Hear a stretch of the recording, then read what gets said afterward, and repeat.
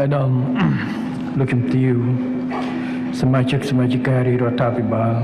គណៈអធិបតីភាពកិត្តិយសនិងអង្គសន្និបាតទាំងមូលជាទីមេត្រី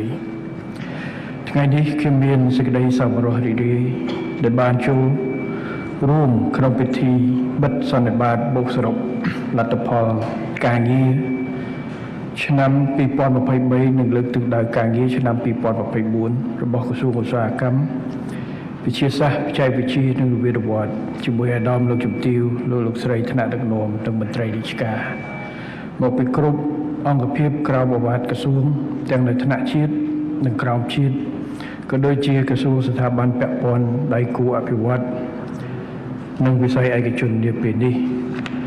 ហើយថ្ងៃនេះក៏យើងបានសម្ពោធដោយប្រើប្រាស់នៅអគារដ៏ស្កឹមស្កៃនេះផងដែរដែលជានិមិត្តរូបនៃការដំណើរទៅមុខរបស់យើងផ្អែកតាមរបាយការណ៍របស់អាដាមហេវ៉ាន់ឌីរដ្ឋមន្ត្រីក្រសួងឧស្សាហកម្មវិទ្យាសាស្ត្របច្ចេកវិទ្យានិងវិទ្យាវត្តខ្ញុំសូមវាតម្លៃខ្ពស់ចំពោះសមិទ្ធផលការងារដែលក្រសួងសម្រេចបានជាពិសេសឆ្នាំ2023ដូចជាការពង្រីកវិសាលភាពការងាររបស់ក្រសួងតាមរយៈការផ្លាស់ប្ដូរឈ្មោះពីក្រសួងឧស្សាហកម្មនិងសិប្បកម្មទៅជាក្រសួងឧស្សាហកម្មវិទ្យាសាស្ត្របច្ចេកវិទ្យានិងវិទ្យាវត្តការជំរុញការអភិវឌ្ឍសមត្ថភាពស្ថាប័ននិងអភិបាលកិច្ចការសម្រេចឲ្យមានការប្រពៃទិវាវិទ្យាសាស្ត្រទិវាជាតិវិទ្យាសាស្ត្របច្ចេកវិទ្យានិងវិទ្យាវត្តជារៀងរាល់ឆ្នាំព្រមទាំងការកែលម្អបរិយាកាសការងារតាមរយៈការដាក់ឲ្យប្រើប្រាស់នៅអគារទីស្តីការក្រសួងថ្មីដែលមានកម្ពស់18ជាន់និងត្រូវបានប្រសិទ្ធភាពថាអគារដេជោសែននិងការបន្តកែលម្អអគាររដ្ឋបាលរបស់មន្ទីរតាមបណ្ដារាជធានីខេត្តសម្ដៅឲ្យមន្ត្រីរាជការបំពេញការងារប្រកបមានមោទនភាពនិងមានប្រសិទ្ធភាព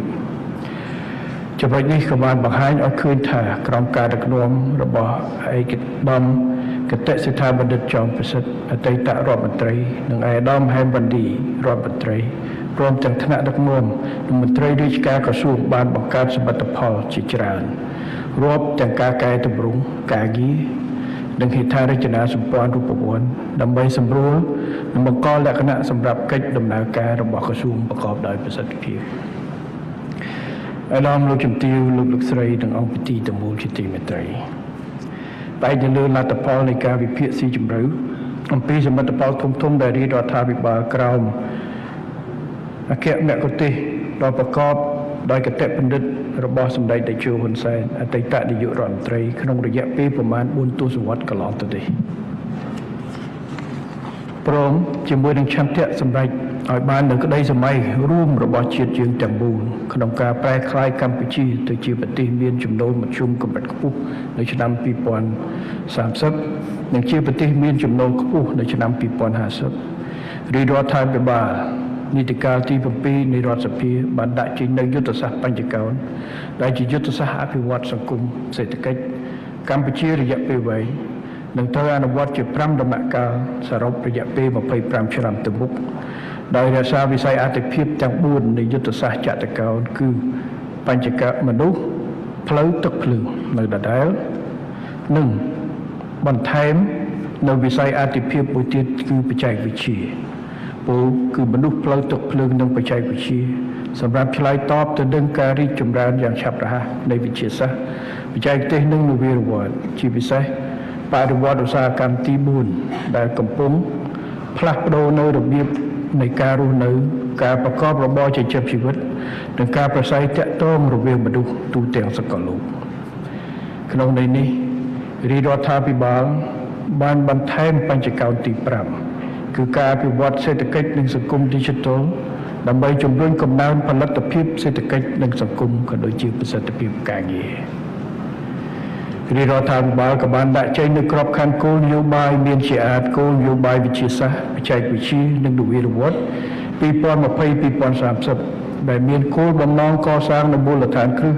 សម្រាប់ចាប់យកផលិតផលវិទ្យាសាស្ត្រនិងបច្ចេកវិទ្យាចំពោះមុខក៏ដូចជាសម្រាប់ចូលរួមក្នុងដំណើរការបង្កើតបច្ចេកវិទ្យាថ្មីប្រកបដោយនវានុវត្តន៍នាពេលអនាគត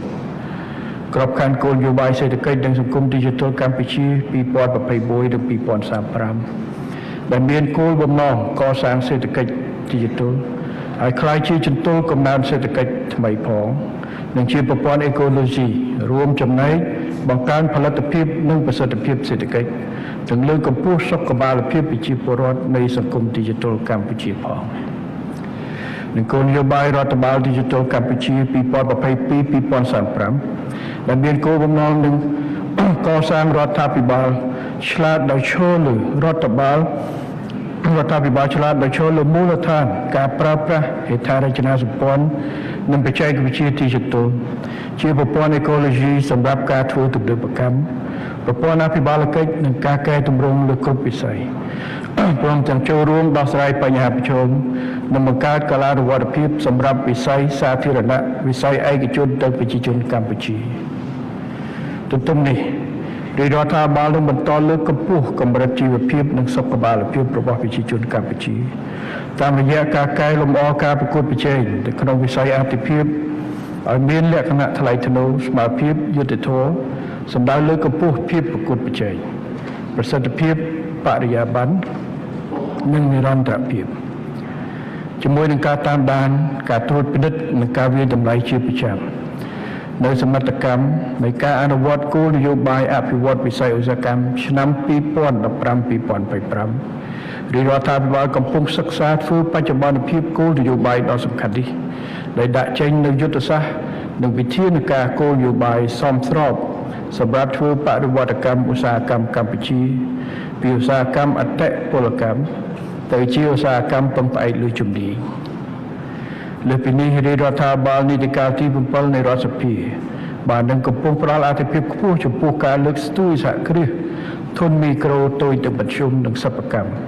តាមរយៈការដាក់ចេញនូវវិធានការគោលនយោបាយជាច្រើននៅក្នុងយុទ្ធសាស្ត្របញ្ចកោណដំណាក់កាលទី1ជាពិសេសមុំទី2នៃបញ្ចកោណទី3ព្រមទាំងការពង្រឹងឧស្សាហកម្មប្រតិគម backward linkage និងការកាត់បន្ថយថ្លៃដើមប្រតិបត្តិការអាជីវកម្មដូចជាថ្លៃដឹកជញ្ជូនថ្លៃទឹកថ្លៃអគ្គិសនីថ្លៃ digital ថ្លៃសេវាសាធារណៈនិងថ្លៃមូលធនជាមួយនឹងការដាក់ចេញនូវកម្មវិធីគោលនយោបាយអាទិភាពចំនួន6សម្រាប់ចាប់ផ្ដើមអនុវត្តភ្លាមនៅឆ្នាំ 2023 នោះក្នុងកម្មវិធីទី2ដែលនឹងរួមចំណែកផ្ទាល់លើកស្ទួយដល់សហគ្រាសធុនមីក្រូតូចដល់មធ្យមនិងសិប្បកម្ម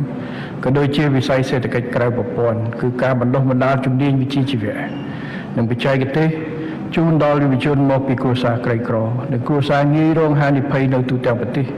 និងការដាក់ចេញនឹងការជំរុញអនុវត្តយុទ្ធសាស្ត្រជាតិស្តីពីការអភិវឌ្ឍសេដ្ឋកិច្ចក្រៅប្រព័ន្ធ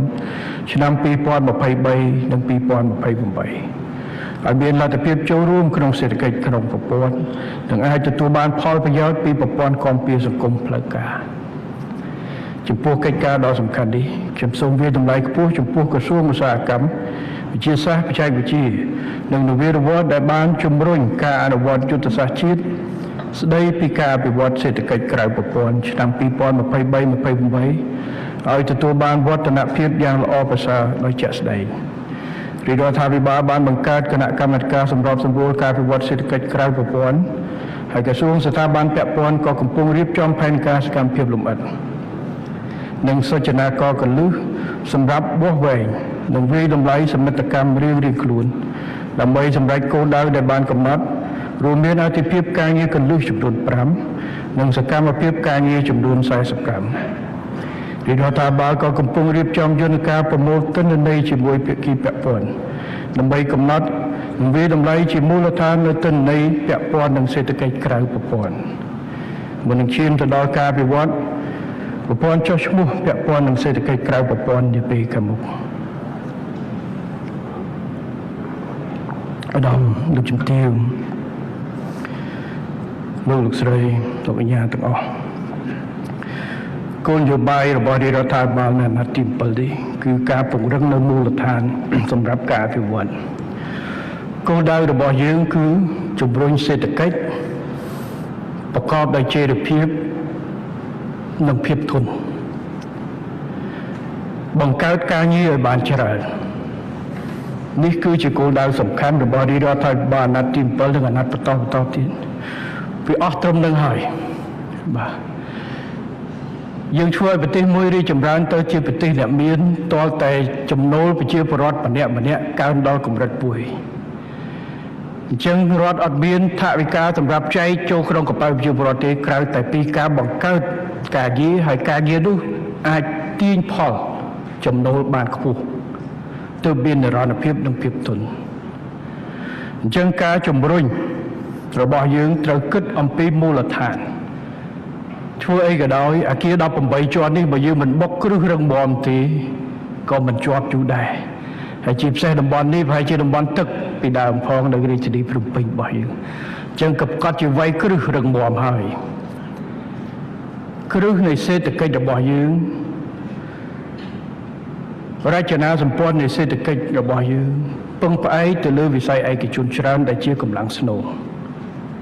ហើយក្នុងវិស័យឯកជននោះគឺសហគ្រាសនឹងហើយសហគ្រាសប្រភេទណានៅកម្ពុជាខ្ញុំគិតថាហើយយើងត្រូវទទួលស្គាល់ថា micro SME នេះឯងគឺជាមូលដ្ឋានគ្រឹះនៃសេដ្ឋកិច្ចរបស់យើងនៅប្រទេសអ្នកមានប្រទេស OECD បើតាមមើលទិន្នន័យ 95% នៃក្រុមហ៊ុនទាំងអស់នៅប្រទេសនោះគឺជា SME នេះឯង SME មានន័យថាក្រុមហ៊ុនតូចមធ្យមដែលមានបុគ្គលិក250នាក់ចុះអញ្ចឹង 95% នៅប្រទេសដែលមានគឺក្រុមហ៊ុនប្រភេទនេះសម្រាប់នៅកម្ពុជាយើងបើតាមទិន្នន័យដែលស្តង់ដារដែលមានចុងក្រោយ2018គឺ99ជាងភាគរយគឺក្រុមហ៊ុនប្រភេទនេះហើយខ្ញុំមិនរំពឹងថាទៅមុខ10 20 30ឆ្នាំទៀតប្រទេសយើងនឹងគ្របដណ្ដប់ដោយក្រុមហ៊ុនធំនោះទេបើមិនចឹងមានតែ 3-4 ក្រុមហ៊ុនអស់មកប្រទេសហើយអញ្ចឹងក្រុមហ៊ុន micro SME នេះនៅតែជាមូលដ្ឋានដែលយើងត្រូវលើកស្ទួយអញ្ចឹងគោលនយោបាយពាក់ព័ន្ធជាមួយនឹងក្រសួងឧស្សាហកម្មវិទ្យាសាស្ត្របច្ចេកវិទ្យានិងនវានុវត្តន៍ដែលឈ្មោះនេះគឺបានបញ្ជាក់រួចទៅហើយគឺពាក់ព័ន្ធទៅលើកិច្ចការនេះអញ្ចឹងការដាក់ចេញផែនការរបស់យើងនៅក្នុងការបង្កើតការងារទៅធ្វើយ៉ាងណាឲ្យមូលដ្ឋានសេដ្ឋកិច្ចយើងរឹងមាំមូលដ្ឋានសេដ្ឋកិច្ចគឺវិស័យឯកជនហើយវិស័យឯកជនរឹងមាំបានត្រូវមើលនៅក្នុងផ្នែកទាំងនោះពិតណាស់ក្រុមហ៊ុនធំៗគឺយើងតាក់ទាញមកប៉ុន្តែកុំភ្លេចនៅក្រុមហ៊ុនតូច SME ឬមួយក្រុមហ៊ុន micro ដែល10នាក់តូចជាងហ្នឹងជាហាងកាទៀវមួយគឺយើងកាត់ទុកជាវិស័យឯកជនមួយ micro ច្រើនដែរអញ្ចឹងគោលនយោបាយដែលដាក់ចេញមកនេះនៅក្នុងជាពិសេសពាក់ព័ន្ធជាមួយក្រសួងតែម្ដងគឺការជំរុញលើកទឹកចិត្តធ្វើយ៉ាងណាឲ្យ SME នេះដែរខ្ញុំបានឃើញសមាគម SME ហើយនឹងផលិតផលយើងច្រើនហើយខ្ញុំបានជួបជាមួយបងប្អូនពីសមាគមយើងបានរីកចម្រើនច្រើនប៉ុន្តែនៅមានសក្តានុពលធំណាស់ដែលអាចរីកច្រើនត្រូវរៀបចំធ្វើយ៉ាងម៉េចជំរុញទាំងប្រព័ន្ធការងារទាំងរចនាសម្ព័ន្ធធ្វើម៉េចជំរុញឲ្យបានច្រើនឲ្យកាន់តែកើនរៀបចំប្រព័ន្ធអេកូឡូស៊ីនិងការរៀបចំលើកទឹកចិត្តផ្សេងៗដើម្បីឲ្យសហគ្រាសធុនមីក្រូតូចនិងមធ្យមនិងសិប្បកម្មបានដែរនៅក្នុងនោះក៏មានវិស័យគេហៅសេដ្ឋកិច្ចក្រៅប្រព័ន្ធច្រើនបាទស្អីទៅសេដ្ឋកិច្ចក្រៅប្រព័ន្ធគាត់ជា business ដូចគ្នាក៏អត់ចោះឈ្មោះដោយសារកត្តាផ្សេងអញ្ចឹងដើម្បីឲ្យមូលដ្ឋានយើងរីកចម្រើនទាល់តែយើងអាចប្រមូលទាំងអស់ចូលមកក្នុងប្រព័ន្ធបើន័យថាកុំឲ្យមានការចែកញែកពិតណាយើងមិនអាចប្រមូលគ្រប់គ្នាទាំងអស់ទេចង្ការគាត់ស្វ័យនយោជតូចតាចក៏គាត់បញ្ចុះប៉ុន្តែដើម្បីអីដើម្បីយើងអាចចេញជាគោលនយោបាយដើម្បីក្នុងការជួយខ្ញុំបានពេលដែលខ្ញុំប្រកាសចេញនៅកម្មវិធីទី2នៅក្នុងចំណោមកម្មវិធីអាទិភាពកលឹះទី6ដែរ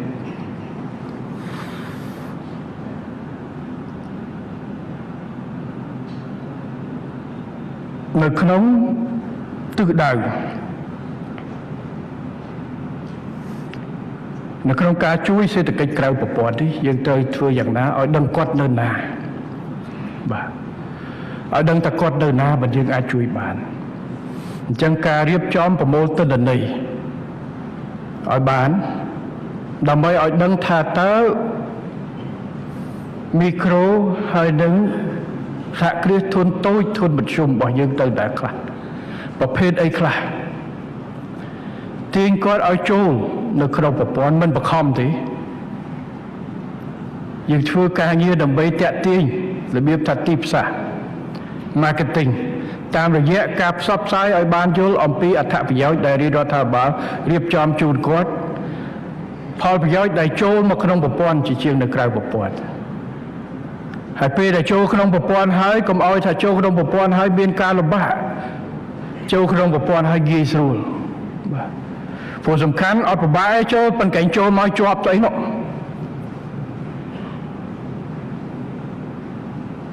កិច្ចការងារនេះគឺបានផ្ដល់គោលការណ៍គោលនយោបាយនៃការរគ្រោះនិងការរៀបចំប្រព័ន្ធពន្ធប្រព័ន្ធអីផ្សេងៗដើម្បីយើងជួយធ្វើយ៉ាងណាឲ្យចូលនៅក្នុងប្រព័ន្ធដើម្បីយើងងាយស្រួលក្នុងការប្រតិកលាគ្នារៀបចំជាកម្លាំងសរុបប្រទេសយើងតូចប្រជាជនយើងតិចប៉ុន្តែបើប្រជាជននេះមានមូលដ្ឋានរឹងមាំមិនសំខាន់ទៅលើបរិមាណទេសំខាន់ទៅលើគុណភាពចំនួនសហគ្រាសនៅយើងបូកចូលគ្នារាប់ម៉ឺនមែនប៉ុន្តែក៏មិនច្រើនដោយប្រទេសគេផ្សេងប៉ុន្តែបើសិនជាយើងអាចបង្រួមគ្នាបានអាចជួយគ្នាបានផ្អែកទៅលើវិស័យអាចពង្រឹងវិស័យបានខ្ញុំខាកិច្ចការងារនេះសំខាន់ណាស់ហើយបច្ចុប្បន្ននេះបើយើងមើលភាគរយនៃការផ្ដល់ការងារនៅក្នុងទូទាំងប្រទេសយើងប្រហែលជាខ្ទង់ 70% គឺផ្ដល់នៅក្នុងសហគ្រាសតូចមីក្រូនេះឯងហើយបើគិតជាភាគរយនៃផលសសគឺជិត 60% នោះបាទអញ្ចឹងយើងធ្វើម៉េចរៀបចំចងក្រងហើយទាញទីមួយយើងដាក់ទិសដៅជួយមីក្រូហើយនិង SME ប៉ុន្តែដើម្បីឲ្យ SME ពេញគឺយើងត្រូវធ្វើម៉េចជួយបង្កើនលក្ខណៈឲ្យអ្នកក្រៅប្រព័ន្ធចូលមកក្នុងប្រព័ន្ធបាទអញ្ចឹងដែលទិសដៅគោលនយោបាយដែលយើងដាក់ចេញនេះខ្ញុំកាន់នេះជាមូលដ្ឋានធំដែលត្រូវយកចិត្តទុកដាក់គាត់ធ្វើអីរឿងរបស់គាត់ចង់ business អីរឿងរបស់គាត់អានឹងវាអត់សំខាន់ទេសំខាន់យើងយកមូលដ្ឋានរួមដែលយើងដាក់ចេញគោលនយោបាយរួមព្រោះយើងអាចទៅកំណត់សិប្បកម្មមួយត្រូវឲ្យទៅធ្វើនេះទេយើងត្រូវការរវាងរវត្តពិភពលោករីកចម្រើនដោយសារការបង្កើតផលិតផលថ្មីដែលមនុស្សមិនដែលគិត10 20ឆ្នាំមុនរឿងទៅប៉ុណ្្នឹងហើយបើយើងគៀបយើងដាក់ទិសដៅប្រាប់ថាមិនឲ្យផលិតប៉ុន្តែវាមានរបស់ដែលខុសច្បាប់យើងមិនឲ្យផលិតប៉ុន្តែជាទូទៅត្រូវលើកទឹកចិត្តនៅក្នុងការធ្វើនវានុវត្តន៍ហើយខ្ញុំមើលនៅក្នុងការវិវត្តនៃបច្ចេកវិទ្យានិង AI ទៅមុខទៀត business ភាគច្រើនលើពិភពលោកគឺនឹងស្មល់ទៅហើយព្រោះវាបង្កើនលទ្ធភាពឲ្យប្រើមនុស្សតិចតែផលិតផលធំបាទក្រុមហ៊ុនដែលថាធ្វើធំប្រមូលដោយ Facebook ដោយស្អីនោះប្រហែលជាមិនមានច្រើនទេតែវាមានតែក្រុមហ៊ុនទូចហើយក្រុមហ៊ុនធំនោះក៏គាត់មាន sub contract ទៅទូចដូចគ្នាអញ្ចឹងនៅកម្ពុជាយើងដូចគ្នាដែលខ្ញុំលើកនៅក្នុងអត្ថន័យនេះហើយលើកពាក់ព័ន្ធទៅនឹង SME និងក្រៅប្រព័ន្ធនេះហើយសូមឲ្យក្រសួងយកចិត្តទុកដាក់ទៅលើការរៀបចំយន្តការដើម្បីទាញក្រៅប្រព័ន្ធព្រោះឥឡូវយើងមានកម្លាំងយើងមានក្រុមហ៊ុនធ្វើដូចគ្នា10តែយើងមានតែ3ទេដែលធ្វើការងារជាមួយយើងផ្លូវការ7ទៀតជាកម្លាំងរបស់ជាតិរបស់យើងដែរតែយើងអត់មានបតិកលាមួយគាត់ហើយយើងទៅប្រកួតជាមួយពីណាបាទតែបើសិនជាទាញ7នេះចូលមកជាមួយក្នុងប្រព័ន្ធរួមគ្នាជាកម្លាំងមួយរដ្ឋក៏អាចបតិកលាបានហើយអីក៏អាចគាត់ក៏អាចជួយបាននៅក្នុងប្រព័ន្ធនេះខ្ញុំថាជាការងារល្អបាទប៉ុន្តែជាមួយគ្នានេះខ្ញុំក៏សូមលើកទឹកចិត្តជូនបងប្អូននៅក្នុងវិស័យឯកជនជាពិសេសបងប្អូននៅសេដ្ឋកិច្ចក្រៅប្រព័ន្ធដើម្បីស្វែងយល់និងចាប់យកនៅគោលនយោបាយដែលរដ្ឋាភិបាលអនុទានផ្ដល់ជូនដើម្បីទាញចូលដើម្បីយើងរួមគ្នាក្នុងការធ្វើការងាររួមគ្នាដើម្បីបង្កើននៅកម្លាំងរបស់យើងជាកម្លាំងសេដ្ឋកិច្ចមួយធំបាទប្រទេសយើងតូចតែបើយើងរួមគ្នាធ្វើហើយអាចរួមគ្នាបានភាពជាដៃគូរវាងឯកជននិងរដ្ឋាភិបាលជាពិសេសនៅ SME នេះដែលយើងអាចទាញចូលគ្នាបានខ្ញុំគិតថាជាកិច្ចការងារល្អជាកម្លាំងធំបាទ ចឹងក្រសួងដែលបានជំរុញកិច្ចការងារនេះគឺខ្ញុំសូមបន្តលើកទឹកចិត្តនៅក្នុងដាក់ចេញនូវគោលនយោបាយហើយជាពិសេសចងក្រងនិងរៀបចំគោលនយោបាយបន្តបានរៀបចំច្រើនហើយឥឡូវសំខាន់គឺយន្តការអនុវត្តដោយមានប្រសិទ្ធភាពនិងចីរភាពបាទជួនកាលកុំយន្តការច្រើនពេកបាទជួនកាលយន្តការដែលមានច្រើនវាទៅជាយន្តការដែលប្រកួតប្រជែងគ្នាវិញដែលយន្តការប្រកួតប្រជែងទៅជាយន្តការដែលថាគ្នាយើងតូចហើយមិនសាមគ្គីគ្នាទៀតវាទៅជាទូចមែនតើហើយកុំភ្លេចថាយើងផលិតទាំងក្នុងស្រុកទាំងផ្គត់ផ្គង់ក្នុងស្រុកទាំងក្រៅស្រុកសូម្បីតែក្នុងស្រុកក៏យើងត្រូវផលិតប្រកួតប្រជែងជាមួយផលិតផលនាំចូលពីក្រៅដែរព្រោះយើងមិនអាចបិទប្រទេសយើងបានទេព្រោះយើងក៏ត្រូវបើកនាំចេញរបស់យើងទៅក្រៅអញ្ចឹងក៏ត្រូវឲ្យគេចូលអញ្ចឹងបើយើងរួមគ្នាជាសិប្បកម្មជាអីដែលរួមគ្នាអាចប្រមូលទុនប្រមូលជំនាញប្រមូលអីអាចផលិតបានប្រកួតប្រជែងព្រោះយើងមិនអាចដាក់ច្បាប់បិទមិនឲ្យចូលមានតែយកការច្នៃប្រឌិតរបស់យើងផលិតភាពរបស់យើងដើម្បីប្រកួតបើន័យថាអតិថិជនយើងថ្ងៃមួយគាត់នឹងមកទិញផលិតផលក្នុងស្រុករបស់យើងដោយមិនចាំបាច់បង្ខំគាត់បាទចឹងហើយបានទាមទារនៅការជួយរបស់រាជរដ្ឋាភិបាលការផ្គុំកម្លាំងគ្នារបស់សិប្បកម្មរបស់យើងរបស់សហគ្រាសរបស់យើងដែលផលិតដូចគ្នានឹងរួមគ្នាធ្វើការបាទបើមិនប្រមូលកម្លាំងទេយើងប្រកួតមិនឈ្នះគេទេខ្ញុំសូមនិយាយចឹងតែម្ដង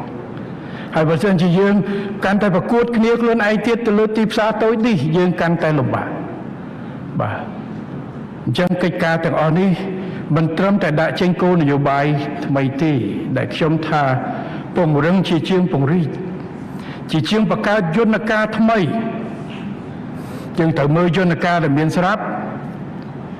ពិនិត្យមើលថាតើច្រើនឬនៅឬខ្វះបើខ្វះពិតប្រាកដចាំយើងបង្កើតថ្មីបើអត់ទេយើងបង្រួមទៅកន្លែងខ្លះបើថាអាចបង្រួមបានបង្រួមទៅបាទជាជាងកម្លាំងពីរដែលប្រកួតគ្នាមកជាកម្លាំងមួយជជែកគ្នាធ្វើការជាមួយគ្នារួមគ្នាហើយរាជរដ្ឋាភិបាលសម្រាប់ជួយខ្ញុំគិតថាបែបនេះគឺនៅក្នុងន័យនៃការពង្រឹងហើយ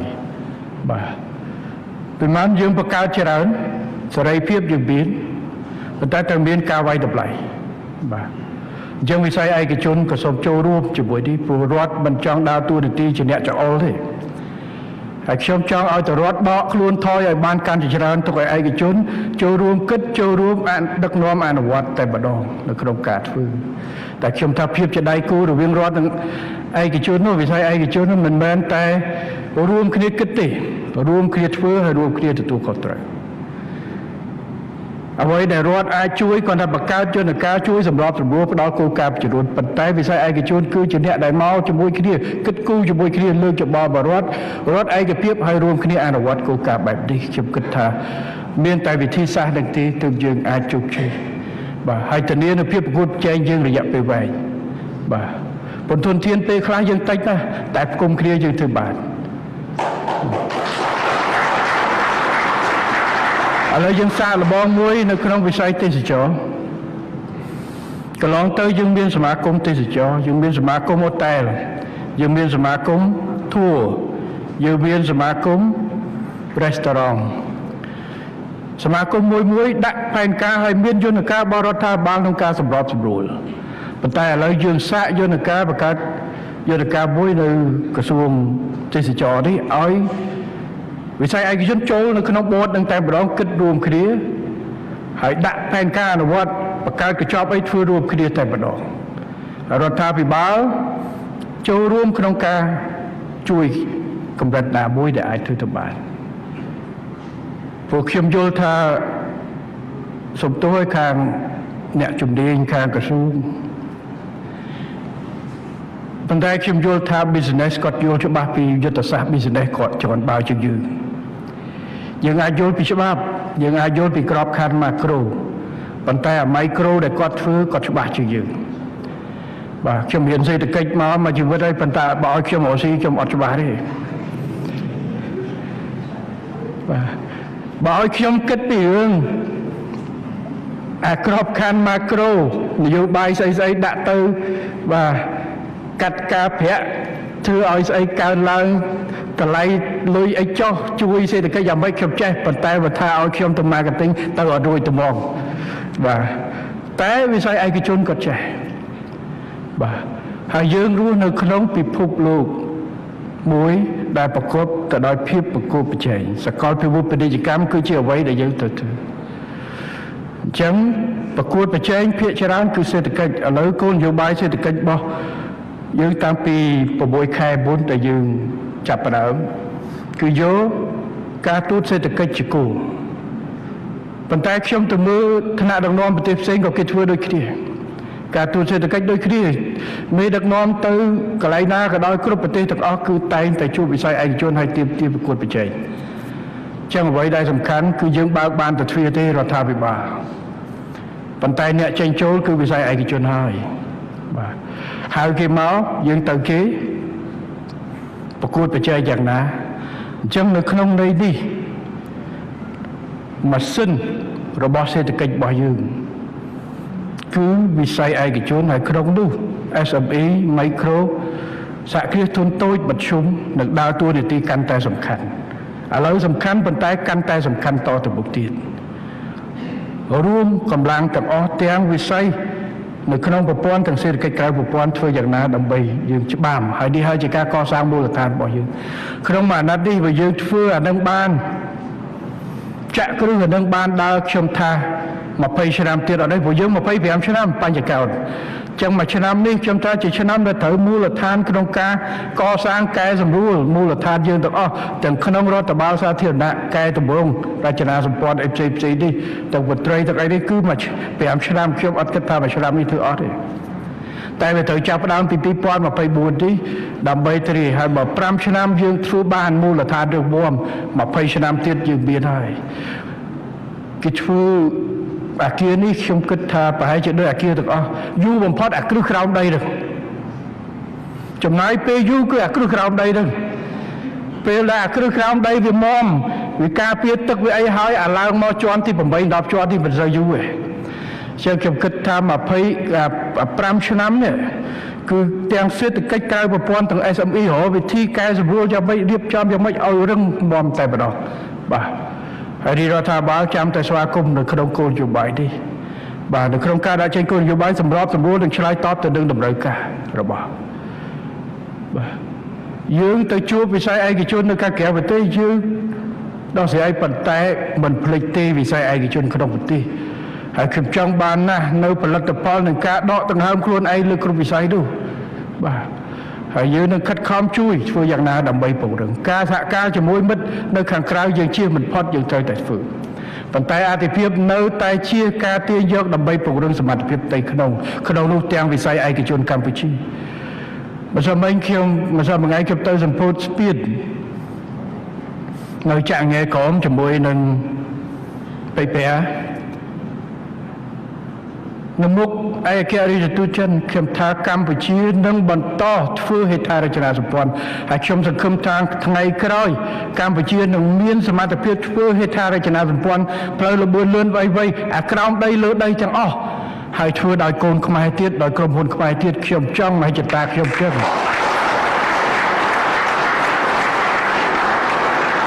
ព្រោះសមត្ថភាពយើងមិនមែនទាញតែអ្វីមកដើម្បីគេជួយហើយយើងជាប់នោះទេពីឆ្នាំ9ជាងមានជំនាញការមកពី World Bank មកពីអីជួយសរសេរគោលនយោបាយរបស់យើងតែឥឡូវយើងបានផ្ទេរជំនាញនេះមកធ្វើខ្លួនឯងហើយសមត្ថភាពកូនខ្មែររបស់យើងអាចធ្វើអាគារច្រើនជាន់ធ្វើស្ពានឆ្លងទន្លេហើយតែមិនទាន់បានគ្រប់ធ្វើអាក្រោមដីទៅថ្ងៃក្រោយយើងចង់ធ្វើទាំងអស់បាទអញ្ចឹងវិស័យឯកជនរបស់យើងទៅពង្រឹងហើយនេះគឺជាទិសដៅនៅក្នុងការជួយដោយសារយើងត្រូវពង្រឹងមូលដ្ឋានបាទដកដង្ហើមខ្លួនឯងលើកទឹកចិត្តនៅក្នុងការម្ចាស់ការខ្លួនឯងបានច្រើនបាទទោះបីជាយើងមិនអាចកាត់ផ្តាច់ពីពិភពលោកខាងក្រៅអញ្ចឹងនៅក្នុងន័យនេះតាក់ទងទៅនឹងក្រសួងឧស្សាហកម្មវិទ្យាសាស្ត្របច្ចេកវិទ្យានវានុវត្តន៍បាទដែលទទួលភារកិច្ចជាសេនាធិការរបស់រាជរដ្ឋាភិបាលជាស្នូលនៅក្នុងការជួយលើកកម្ពស់ SME Micro Enterprise ហើយវិស័យសេដ្ឋកិច្ចក្រៅប្រព័ន្ធនេះធ្វើយ៉ាងម៉េចយកចិត្តទុកដាក់ ទេសជ្ជៈបើកម្លាំង Power Ram អនុភាពគុណភាពជោគជ័យរៀបចំបទដ្ឋានគតិយុត្តផ្សេងៗដើម្បីយើងពង្រឹងទៅលើកិច្ចការនេះដើម្បីជំរុញការចូលរួមអនុវត្តគោលនយោបាយរបស់រដ្ឋាភិបាលប្រកបដោយប្រសិទ្ធភាពនិងការទទួលខុសត្រូវនិងភាពម្ចាស់ការខ្ញុំសូមផ្ដល់អនុសាសន៍មួយចំនួនដល់ក្រសួងឧស្សាហកម្មវិទ្យាសាស្ត្របច្ចេកវិទ្យានិងនវានុវត្តន៍សម្រាប់យកទៅអនុវត្តបន្តដោយខាងក្រោមទី1ត្រូវចូលរួមពន្លឿនការធ្វើបដិវត្តកម្មឧស្សាហកម្មកម្ពុជាពីឧស្សាហកម្មអតិពលកម្មទៅជាឧស្សាហកម្មផ្អែកលើជំនាញនិងចំណេះដឹងដោយតភ្ជាប់ទៅនឹងខ្សែចង្វាក់តម្លៃសកលធ្វើសមាហរណកម្មទៅក្នុងបណ្ដាញផលិតកម្មតំបន់និងអភិវឌ្ឍកន្សោមផលិតកម្មប្រតិកលាតាមរយៈការលើកកម្ពស់ផលិតភាពឧស្សាហកម្មការពង្រឹងសុវត្ថិភាពការងារនិងបរិស្ថាននិងការវាយតម្លៃការទទួលស្គាល់សមត្ថភាពរបស់អង្គភាពវាយតម្លៃអនុលោមភាពដើម្បីធានាបាននូវសមត្ថភាពប្រកួតប្រជែងរបស់កម្ពុជាទាំងក្នុងតំបន់និងសកលលោកខ្ញុំសូមគាំទ្រគំនិតផ្ដួចផ្ដើមរបស់ក្រសួងក្នុងការរៀបចំចងក្រងជាសម្ព័ន្ធនៃបណ្ដាមន្ទីរពិសោធន៍ជាតិដើម្បីបំពេញឲ្យគ្នាទៅវិញទៅមកនិងបង្កើតជាប្រព័ន្ធអេកូឡូស៊ីហេដ្ឋារចនាសម្ព័ន្ធគុណភាព quality infrastructure ដែលនឹងគាំទ្រដល់ធុរកិច្ចនៅកម្ពុជាហើយក៏សូមលើកទឹកចិត្តឲ្យបណ្ដាមន្ទីរពិសោធន៍ចូលរួមសហការនិងលើកកម្ពស់សមត្ថភាពខ្លួនឯងទី2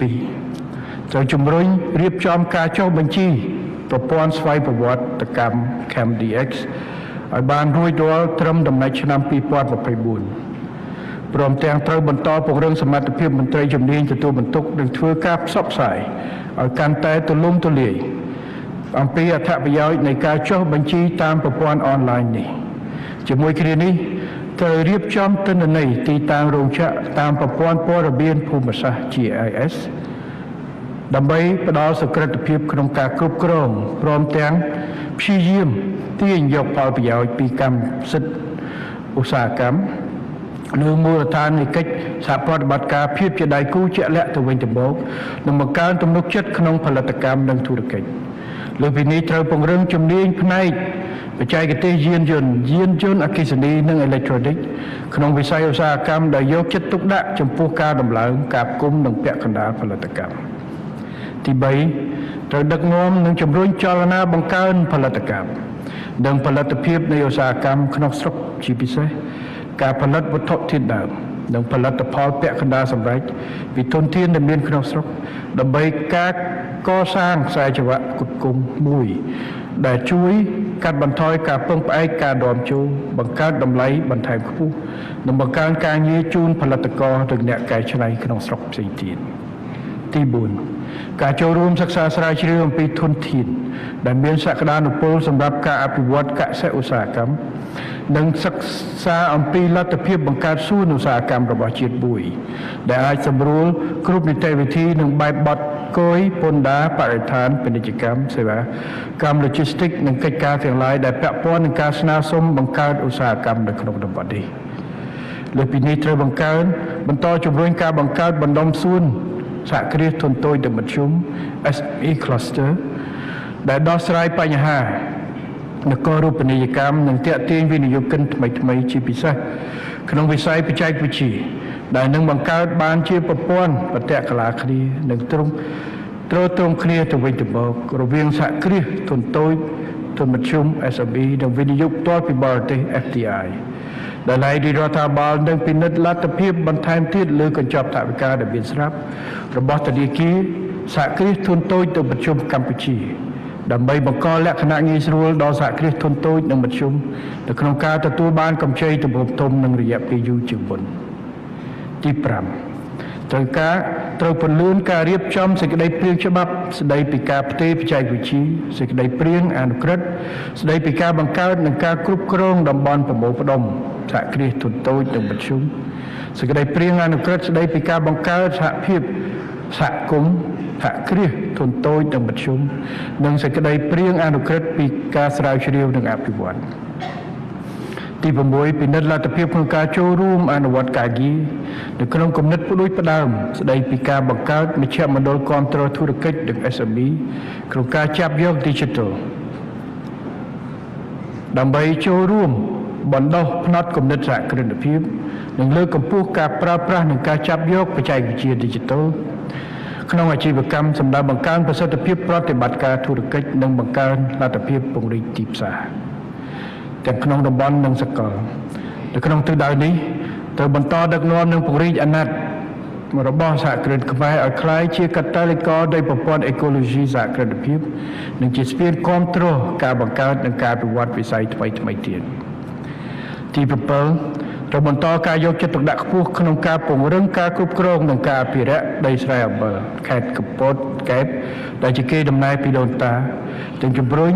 ការផលិតអំបិលដែលរាជរដ្ឋាភិបាលចាត់ទុកជាទន្ទេញយុទ្ធសាស្ត្រឲ្យដើរព្រមគ្នានឹងវិធានការ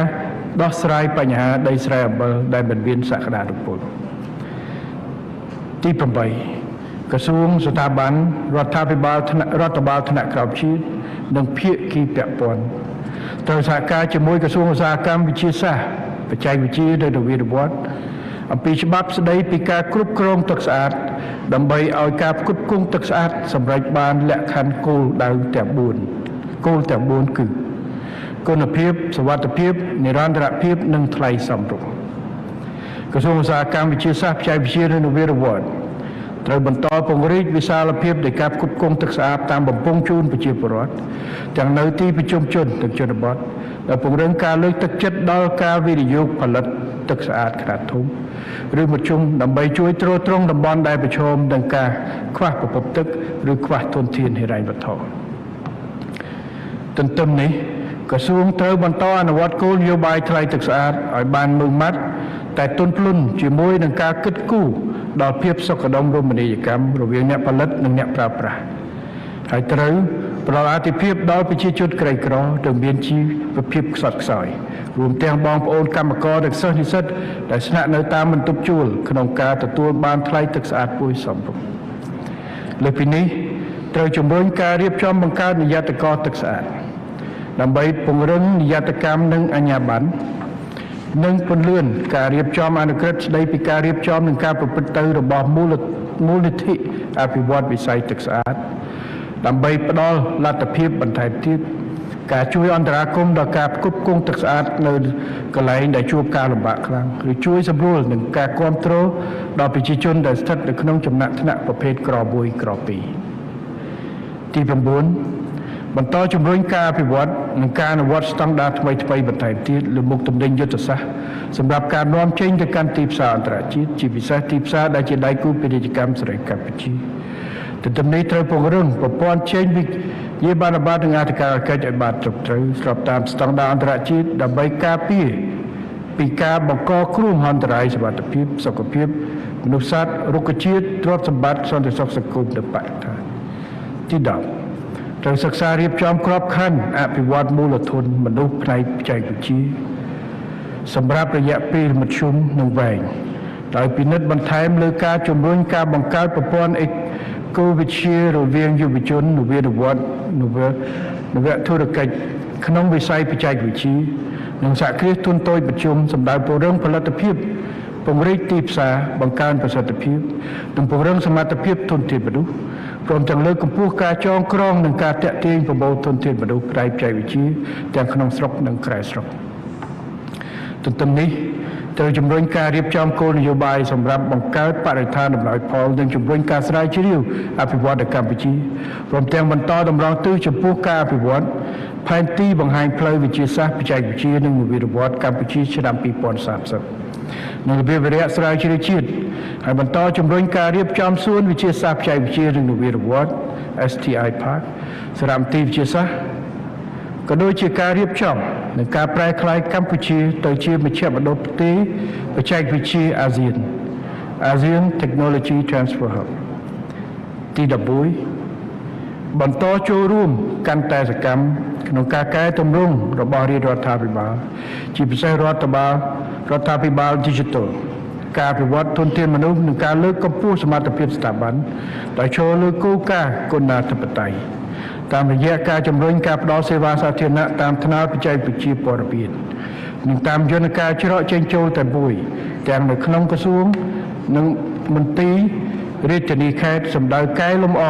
ផ្ដល់ សេវាសាធារណៈជូនធុរជននិងប្រជាពលរដ្ឋឲ្យកាន់តែមានប្រសិទ្ធភាពតម្លាភាពគណនេយ្យភាពនិងខិតជិតប្រជាជនស្របតាមអភិក្រមធ្វើឲ្យលឿនធ្វើឲ្យបាននិងធ្វើឲ្យមានតម្លាភាពទី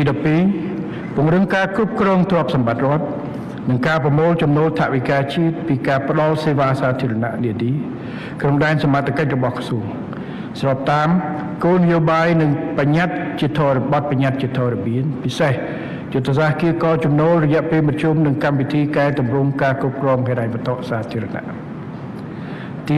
13ពន្លឿនការរៀបចំផែនការសកម្មភាពលម្អិតនិងសិចនាករគន្លឹះនៃការអនុវត្តយុទ្ធសាស្ត្រជាតិស្តីអំពីការអភិវឌ្ឍសេដ្ឋកិច្ចក្រៅប្រព័ន្ធ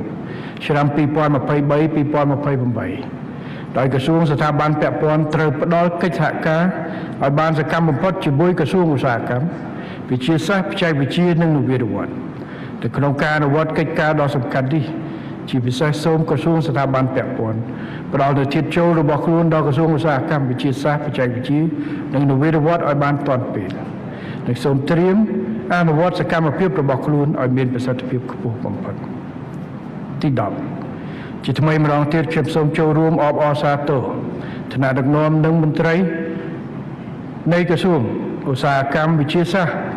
បច្ចេកវិទ្យានិងនវានុវត្តន៍ចំពោះការសម្រេចបាននូវសមិទ្ធផលល្អប្រសើរក្នុងឆ្នាំ 2023 ហើយក៏សូមលើកទឹកចិត្តឲ្យក្រសួងបន្តពង្រឹងនិងពង្រីកកិច្ចសហប្រតិបត្តិការជាមួយបណ្ដាក្រសួងស្ថាប័នរដ្ឋបាលថ្នាក់ក្រោមជាតិដៃគូអភិវឌ្ឍវិស័យឯកជននិងភាគីពាក់ព័ន្ធទីដើម្បីអភិវឌ្ឍវិស័យឧស្សាហកម្មសហគ្រាសធុនតូចមធ្យមនិងសិប្បកម្មនិងវិទ្យាសាស្ត្របច្ចេកវិទ្យានិងនវានុវត្តន៍ឲ្យកាន់តែរីកចម្រើនថែមទៀតសម្ដៅលើកកម្ពស់ជីវភាពកាត់បន្ថយភាពក្រីក្រនិងលើកស្ទួយសុខុមាលភាពប្រជាជនកម្ពុជាស្របតាមពាក្យស្លោកបច្ចេកវិទ្យាថ្មីកលានុវត្តភាពការងារថ្មីជាទីបញ្ចប់ជាមួយនឹងការបិទប្រកាសបិទសន្និបាតបូកសរុបលទ្ធផលការងារឆ្នាំ 2023 និងលើកទិសដៅការងារឆ្នាំ 2024 របស់ក្រសួងឧស្សាហកម្មវិទ្យាសាស្ត្របច្ចេកវិទ្យានិងនវានុវត្តន៍ខ្ញុំសូមជូនពរឲ្យអាដាមលោកជំទាវលោកស្រីនិងអង្គពិធីទាំងមូលសូមប្រកបដោយពុទ្ធពរនិងពរទាំង5ប្រការគឺអាយុវណ្ណៈសុខៈពលៈនិងបដិភិណៈកំបីគ្លៀងគ្លៀងឡើយ